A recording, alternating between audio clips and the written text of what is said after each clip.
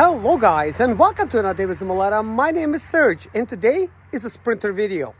Let me show you what's going on with my Sprinter, the current state of things. As you can tell, we've been sending this thing, but wait, we have some issues, kind of like mechanical issues.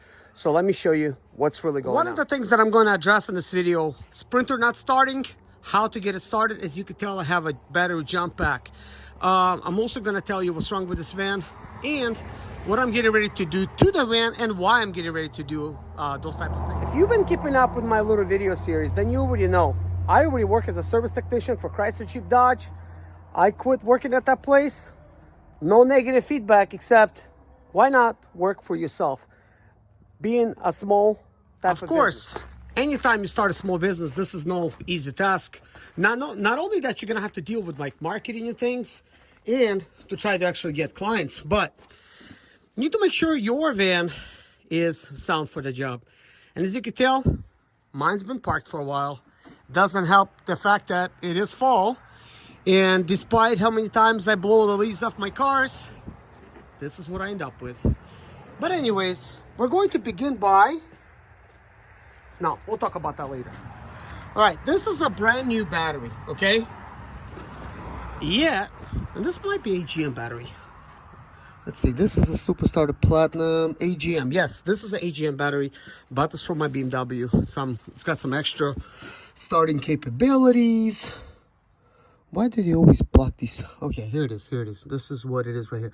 This is actually perfect for the van. 850 cranking amps, 92 amp hours, that kind of thing. It's a H8 type of battery. You don't have to have an AGM, but I popped that in there. So watch what happens when I try to start the van. Here's my key.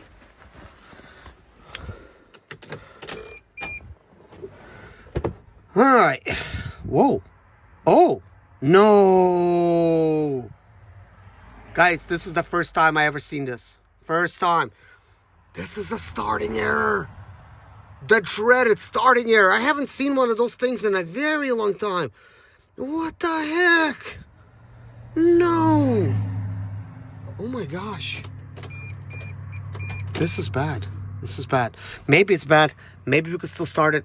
I don't know. Seriously, I am not making this up. Literally, this is me first time seeing it. It did not want to start. Maybe I wasn't paying attention to the screen. But anyways, let me hook up this jump pack. And no, this is not next day. This is literally me just continuing things. As I hook up the batteries, you can tell, shows 12 volts. This is that same AGM battery. I don't even know what to expect. Is it going to start? So we're giving it 12.4 volts. Let's see what happens.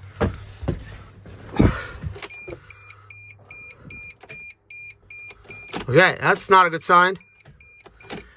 So why is that happening? So hopefully in this video we're going to be starting the van. But I will tell you this, guys. Oh my gosh. This is not a warm day, but I'm already sweating. So I could imagine you are too if you're watching this video. So let me help you out in this video, or hopefully help you out, okay? So, Sprinters, maybe other vehicles too, they particularly have issues when it comes to starting up sometimes due to poor electrical connection, bad ground, and whatnot. And I'm sure you've seen my old videos, and we went over all of the possibilities of start error, you know, where it doesn't want to start, and that is kind of bad. It would be kind of difficult to fix it without no tools, but we're not going to go there in this video. We're going to try to start it in this video. So let me show you what you need to do first in this type of situation. And just so you don't think I cut the video, I'm going to try to do everything in this video. So this is what we're getting right now. First of all, it doesn't say start error, okay? But this is what we're getting. So let's twist the key back. Let's walk forward. Let's take a look at this, showing 12 volts. Let's just turn this off for now.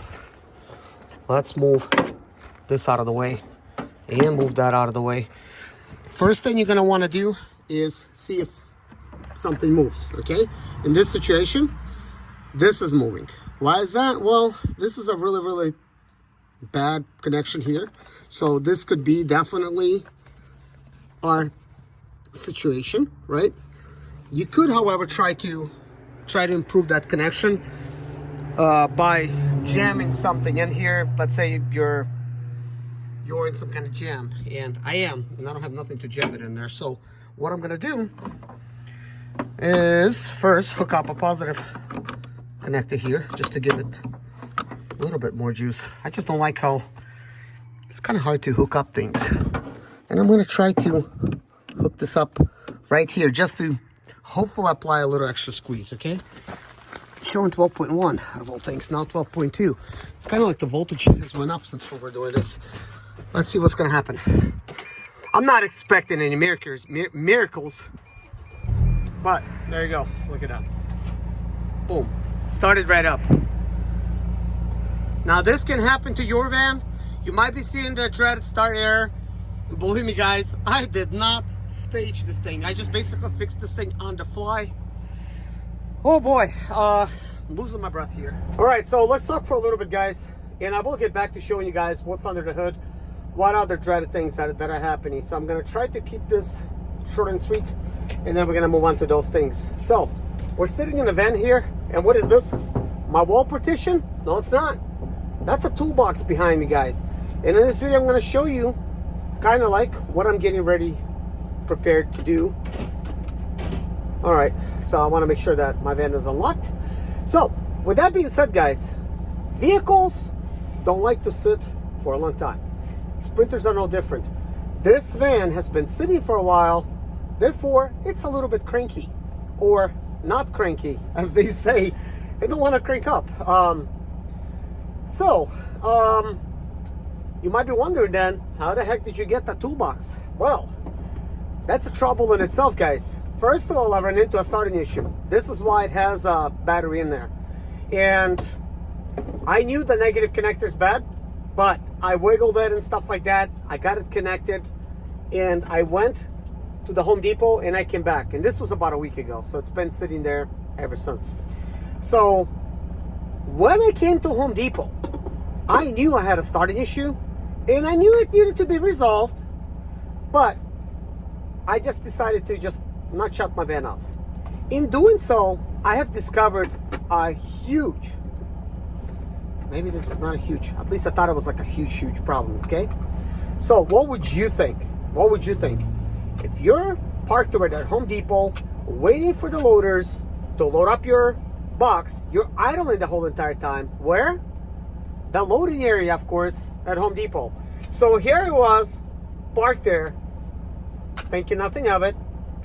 I decided to just basically just have it idle, have it unlocked. I have like nothing precious to steal in here except my RAM computer mount. Like anybody uses those these days, I will, for my new business. But anyways, so here I was sitting there. It is taking a while to get my toolbox. I'm gonna skip all of the things that was happening. I'd say about 20 minutes later, I come out there to my van, and I was going back and forth, of course. And I'm like, wait a minute. Do I see a puddle underneath my van? Like underneath, like in an area of a transmission underneath. Like, that is a puddle. What's really going on here? I didn't have a flashlight, but of course my phone was a flashlight. For some reason, I didn't think about recording that video. Well, it was completely dark, and like I said, no flashlight. I could have still recorded the video, but in that time, I didn't feel like celebrating with the video, okay? That was very dreaded, because I shine my light on it with my phone. Guys, the dripping, first of all, was pink. You could smell the transmission fluid, and it was coming from the corner of my bell housing right there where it bolts together, and it also looked like it was coming from a torque converter area. And I was like, oh my gosh, am I losing transmission fluid as we speak? Did my transmission seal has failed right there at the torque converter? Meaning that not only that I'm gonna have a hard time getting home now, I may need a tow, and I just got this toolbox in there, right? But I have a lot of trouble on my hands. I mean, not saying that it's a huge, difficult repair, but you know, it's the end of November. This is actually getting filmed right around Thanksgiving, guys. Actually, today is Thanksgiving. I just came out outside and to, you know, look things over and make a video for you guys. With that being said, guys, I literally thought, I've recognized this situation before. I've seen it before when a transmission seal is leaking. That's exactly what happened. Anyways, guys, I literally thought that's what it is that transmission fluid leaking out. And I looked how much it was, and it was a puddle like this big. It literally made a puddle, and of course, it's probably like that thick right there. So I'm like, oh my gosh, like no question about it. Like that's what it looks like, okay? And I'm like thinking, well, I still need to drive out of that space. Will it even move like in first gear or anything? You know, I mean, the van is on. I don't want to shut it off, cause more problems. So anyways, I started pulling away, and I'm thinking, it's acting kind of normal. Like it is shifting. But one thing I noticed right away, very hard to steering wheel, guys. And I'm like, well, I know I've been having this issue. I was losing fluid from my, I mean, like with the last drive I did, I noticed I needed to add some fluid to my power steering pump, but the problem has gotten much worse apparently. I mean, so much has leaked out in such little time. I'm like, wow, because I was just adding like a little bit. But this is after sitting, guys. It was never an issue before, because I always monitor my fluids. I always look underneath my van. I always look in front of it. Like when I park, I recognize my surroundings to make sure that if anything happens, I know kind of like what went wrong. So anyways, the transmission was shifting, guys, and I'm like, okay, fine. Without no power steering fluid, yes, it's very hard to turn the steering wheel, but I could get home. So yes, I got home. I parked here right in front of my garage, thinking that I need to figure out what this is. I've never seen this in my life, to where power steering pump is going to leak in such a way that it's going to leak on top. Well, I guess on top of the engine, right? Slide down, or there's something else there, and then drop right there where the transmission is. So that's kind of scary. So if you have that situation, maybe it's your power steering pump. Check your steering and see if like it's, you know, it's easy to turn or hard to turn. That could be power steering pump leaking. I've never seen it before, so I do want to bring that out there. Yes, super glad that it's not the transmission, because I already had a transmission issue after I was sitting for 6 months, and then I drove it for like about a month, and then I stopped. But that's another video. In this video, I'm going to focus on what's currently happening. So let's go outside. First of all, you can hear the power steering pump, and if you're standing next to me, you would smell it too. And that's transmission fluid that's in there. That's why I was smelling transmission. On top of it all, I got an oil leak. That is a fresh leak. That is where power steering fluid is dropping. Right there behind my oil thing. And it is wet at the bottom of the transmission.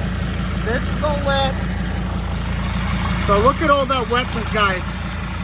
Oil pan. That means oil pan seal, possibly bad. Oh my gosh, I can't even breathe in here. It's leaking right there by the starter as well. It's leaking in that area.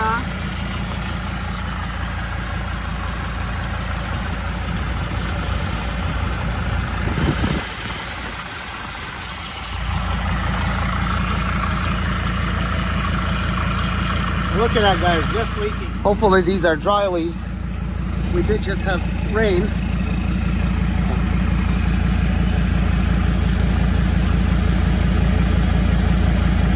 Right now we don't have enough fluid. I only added a little bit, but you could tell that transmission is kind of wet. Let me zoom in a little bit for you. You can tell it's just wet over there. So right under that hole right there, that square hole, this is where it was dripping from. On top of that, we got some rust issues. Now let's shut it up. Let's just shut this off. It's reading 4.2. Let's see if it's going to start up again.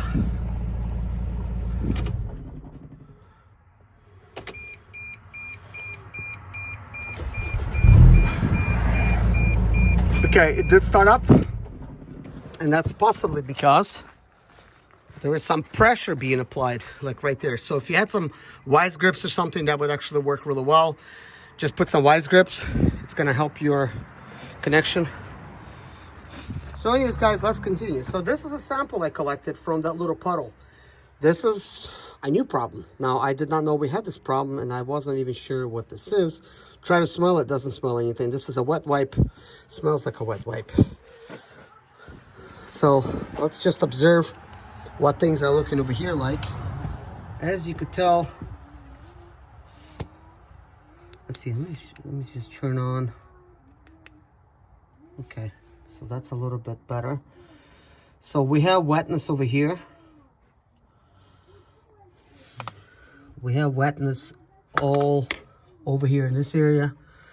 So this top seal could be leaking as well. Also, this top, I haven't taken the stop off in ages.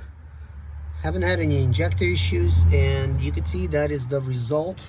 Sometimes these Allen heads can strip, so make sure you're using an Allen head, not a Torx, to remove these tops. Otherwise, you're gonna strip it. This engine has lots of miles. This is a power steering pump, and don't pay attention too much where this lid is.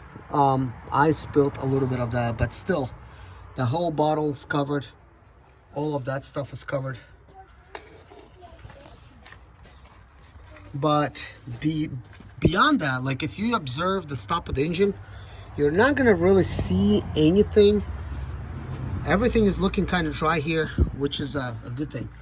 But look at what's going on the side of my engine, guys. It's actually metal that's peeling off over there. Look how bad it is. But you know, the engine itself sounds really healthy, but it is leaking oil, which is not a huge issue. That means just add some oil, right? But power steering pump, I need to figure out where is that actually leaking from. Once I figure out, of course, I'm gonna tell you guys, and I'm gonna, you know, talk about it on this channel. But at this point, this is not something that's visual, and it's making things worse, because how is the fluid ending up over there? What's it doing in that area to begin with? That's beyond me, guys. Even though I have better computers now than this year, at the time, this was the best that I had. My trusted iCar Soft CR Plus. I do recommend have something in your car to read your Sprinter, whether it's your iCar Soft MB2, which is made from Mercedes, that would basically be able to read anything in your vehicle. That there reads all the cars, and since I have a lot of different cars, this is not even all of them, it's very important that I have something like this. And now for the fun stuff. As you can tell, this is toolboxes. So this here goes on top of that, and it will go in this area. So I'm gonna have like a toolbox right here. Over here, let's see. Over here we have mechanic's cart. This is from Harbor Tool and Freight. This is $269, while this was $550. I got that on sale for $230. This was on sale for $250, and I got them, well, actually it was on sale for $299. I got them to remove another $50, so that became $250, $230. Not a bad combination, guys. As a matter of fact, an excellent combination. Of course, I prefer toolboxes to be black, so that's a black one. It will go here in this area. And then this box, guys, I planned for it to be right in this area. So this is a 52-inch box. Look at the fitment, guys. Fitment is very close. I mean, I think a 58 possibly would fit in this area. Maybe not a 60, but I mean, I would have to really like measure this area, but this is a perfect combination, guys. Of course, the toolbox is locked right now. I don't want nothing to be opening up as I'm transporting it. I do have a rest of this partition. I will install it, and then I'm gonna bolt the box to the partition. And anything that I install, I'm going to bolt them right to the walls.